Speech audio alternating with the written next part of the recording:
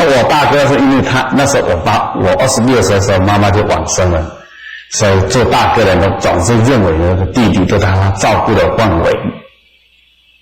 当然了，我们大哥、我们大嫂呢，我们相差11岁，所以我们大哥大嫂呢，爸爸当然都对我们很好，所以我是排行老幺。但是呢，他来找我们的时候，在华东图书馆，他说他的很关心、很认真，说你那时候跑来出家，因为我们亲戚朋友从来没有人出家，你为什么跑来出家？这亲戚朋友怪我们说你做大哥的人没有照顾好这个弟弟。他说不是啊，我那时候也得28岁了。他说，你出家的话，亲戚朋友都没有你这样出家，你跑来出家，人家亲戚朋友怪他。说你放心啊，这个是我的套路。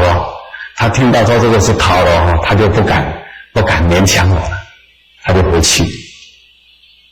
其实谈到这里这个时代说有很多人找不到工作，我觉得出家是最好的套路。为什么？一直不用担心景气好坏。我们30年前释迦牟尼佛那时候是这样，也没有什么景气好坏，最重要的还有一个好处，更不怕所谓世界动乱。因为本来我们就无所求的人，所以大家我们都念佛都求生西方了，对不对？是不是？但是你没有常常为你儿女担心他的逃儿吗？那由此可见，还是不是真的要等死的，还是要等生活的。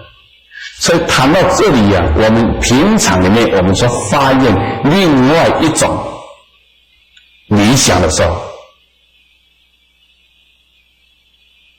但是呢，每一种理想里面，前几天我在马来西亚一个竞争协会，那个会长请我去讲六合敬，我就讲到六合敬，我说六合怎么合啊？不可能合的啦。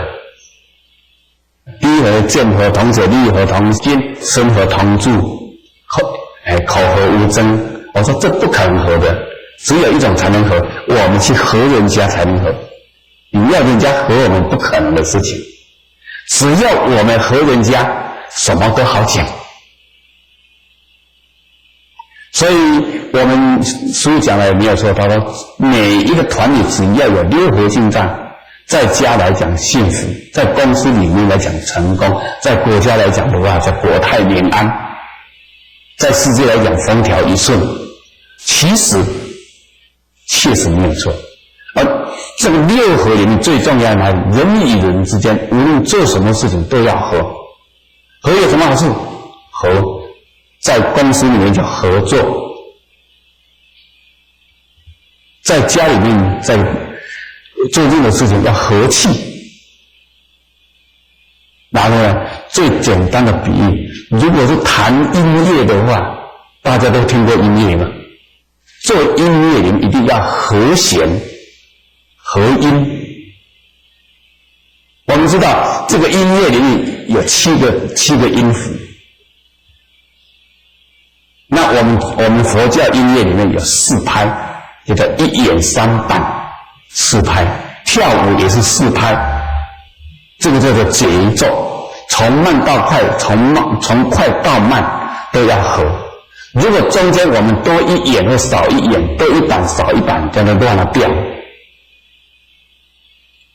所以你看，无论是钢琴也好，无论是弦也好，无论是古筝也好，无论哪一种音乐，你只要敲一下，绝对一声。但是你从不同的地点来敲的话，就会有不同的声音的音调。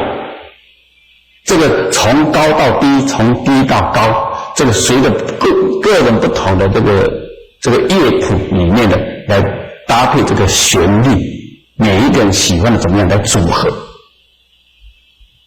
人与人之间也是要懂得人与人之间叫什么调呢？人与人之间叫做情调。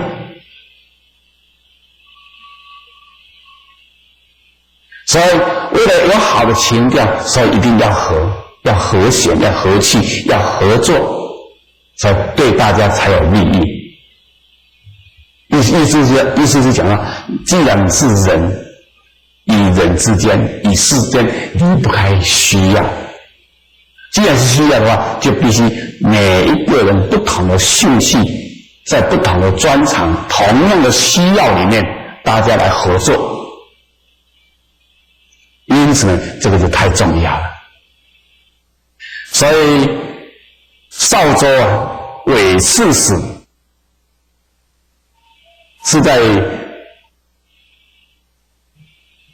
这个学佛很虔诚啊，在唐朝当然这是也是武则天的这些功臣，因此呢，有一天呢，以一些官僚总共呢有31人呢，然后还有母中学士31人，出家在家的僧尼道士总共加起来出家在家